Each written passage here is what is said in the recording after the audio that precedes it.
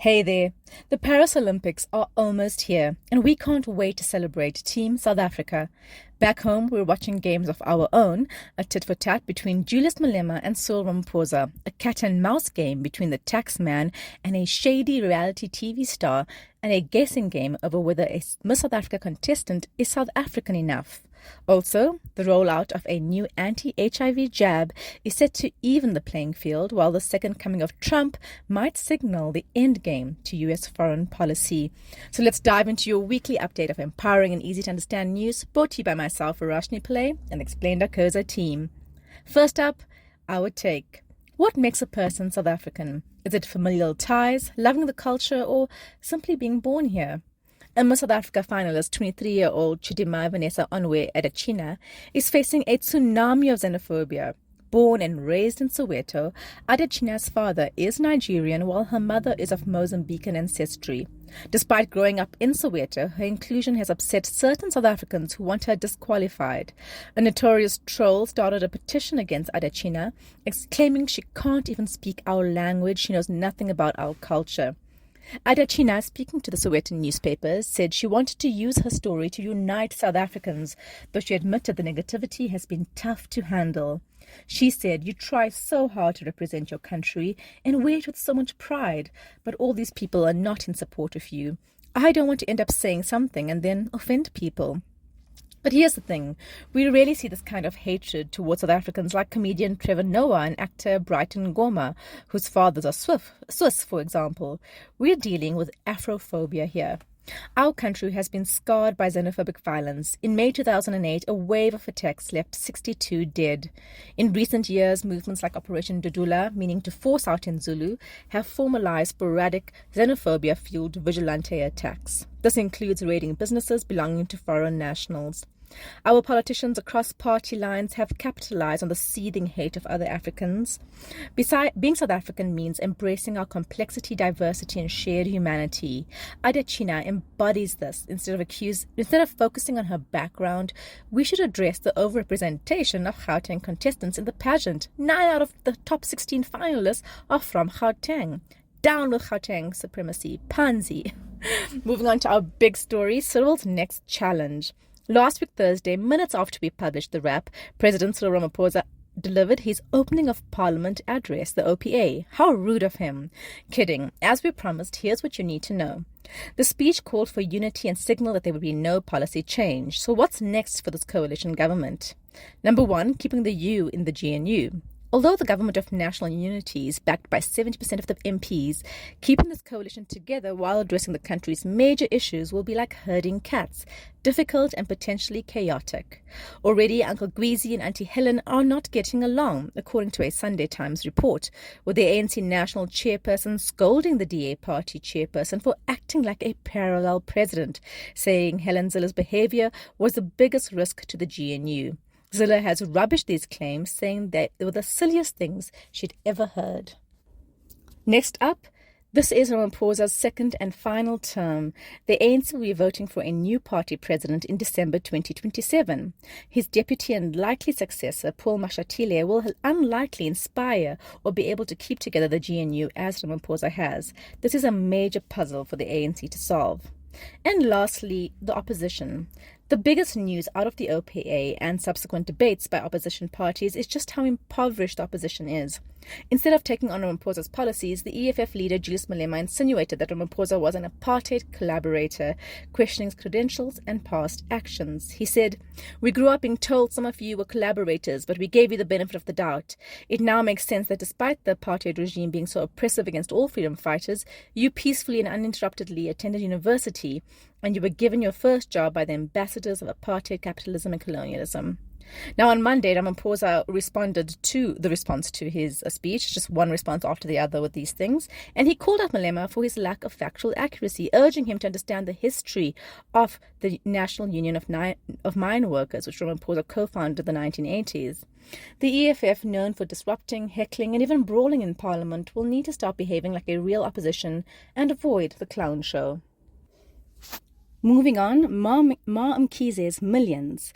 If there's one thing we can count on in South Africa, it's death, taxes, and a Sean Mkhize financial scandal. The flamboyant businesswoman, reality TV star, and owner of Royal AM Soccer Club is now embroiled in a 52 million rand row with the South African Revenue Services, SARS. But who is Sean Mkhize and why is the taxman after her? Known affectionately as Ma Mkhize, she rose to fame or infamy through her construction company. She secured lucrative government tenders for low-cost housing projects in KwaZulu-Natal, amassing a fortune that bought her a lavish lifestyle of luxury cars, designer clothes, and 2 mansions. However, she has been dogged by allegations of dodgy dealings and tender irregularities, particularly in the eThekwini municipality, where her company was accused of inflating prices and delivering substandard housing. An inquiry into Mkhize's tax shenanigans, or lack thereof, took a sinister turn after an assassination attempt on SARS advocate Korath Nordia last Thursday, moments after she left the inquiry. Nordia was shot 3 times while driving to her hotel in Umhlanga, Durban. She's stable in the hospital and under a heavy police guard.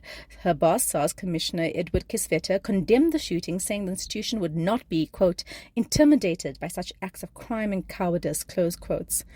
The City Press also reported that Mkhize's son, soccer player Andile Mpisane, has defied a SARS summons to attend the inquiry. Mkhize herself has yet to comment on the allegations. Kaya FM reported that she was allegedly in Paris for the Olympics and in her, quote, don't care era, close quote. Mkhize's foray into reality TV is part of a canny reinvention as a benevolent businesswoman and devoted mother. But the attempted assassination reveals the murky underbelly of her dealings. The show may be entertaining, but accountability is waiting. It's about time. Moving on to some international news, here's why a Trump presidency would be bad for all of us. In a surprising turn of events on the world stage, US President Joe Biden announced on Sunday that he would not run for re-election in November.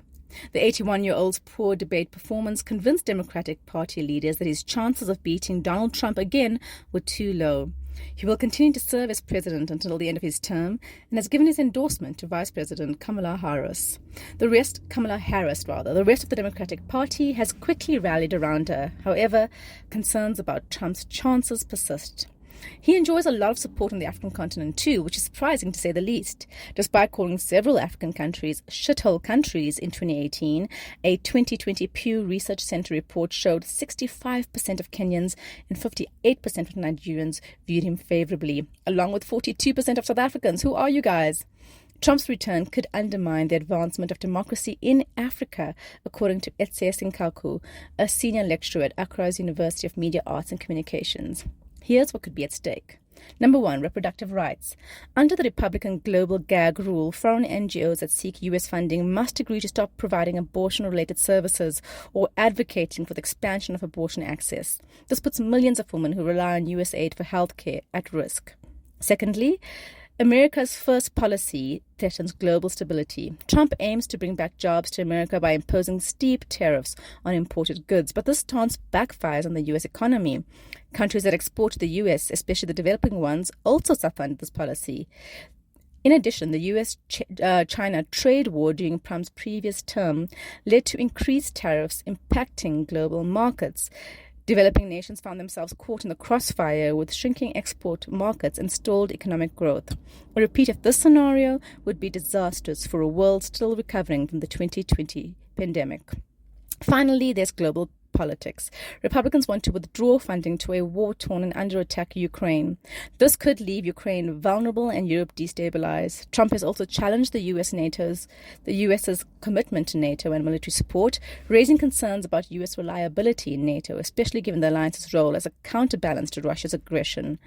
A second Trump presidency, if it happens, will be a time when we're witnessing the rise of far-right ideologies globally.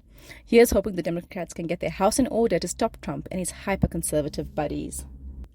On to some tech news. It's not every day a single software update can throw the world into chaos, but that's precisely what happened last Friday.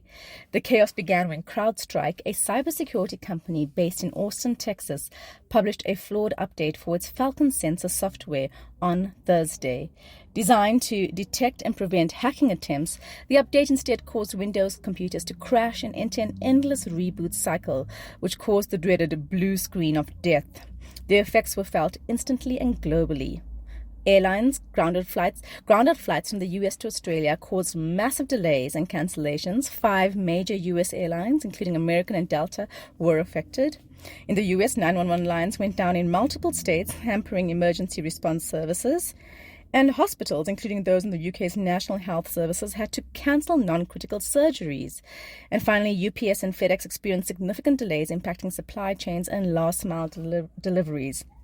By Microsoft's estimate, about 8.5 million devices worldwide were affected. CrowdStrike CEO George Kurtz quickly took responsibility, issuing an apology and releasing a fix for the flawed update. However, the fix only stopped new machines from crashing and did not immediately help those already in the dreaded reboot loop. People found creative ways to work around the outages, with some airlines resorting to good old-fashioned pen and paper. While the world scrambled to reboot, it also rebooted its understanding of the importance of robust cybersecurity measures and the need for a diversified tech ecosystem. In the end, as we chuckle at the collective tech tantrum, we always take a valuable lesson. Always have a backup plan and maybe a backup for the backup. On to some more local political news. Ramaphosa once again addressed Parliament yesterday to present the presidency budget vote, which outlines the financial details of his plans discussed in last week's opening of Parliament address. Efforts towards inclusive growth are progressing, supported by his government of national unity, including a bid for private sector investment for his ambitious infrastructure projects. The presidency's structural reform unit, Operation Vulindlela's work continues. It is now focused on reforming the local government system, thank goodness, and addressing the persistent apartheid inherited issues in South Africa, spatial inequality, which is constraining our economic growth. If all goes well, according to the Bureau of Economic Research, our GDP growth might just hit 3.5% by 2029, up from the current measly 1.2%. However, opposition parties responding to Tuesday's vote raised an important point. Who will oversee this new super presidency? It's clear Ramaphosa did not trust the thin pool of talent in cabinet ministers previously, leading to an increasing concentration of key government functions in his office. Numerous advisory councils are part of the presidency, and the dissolution of the Public Enterprises Department put companies like Eskom and Transnet under the president's control. There's little oversight. Normal government departments have a corresponding portfolio committee in Parliament, whose entire job is to track what that government gets up to and has the power to summon ministers to explain themselves. It's where the core work of Parliament is done, outside of the theatrics of politicians insulting each other in the House. But the trouble is there is no such committee for the president, with MK Party, Action South Africa, UDM, and Rise and Zanzi calling for one. Even those in the GNU, including the DA, raised this as an issue during the debate.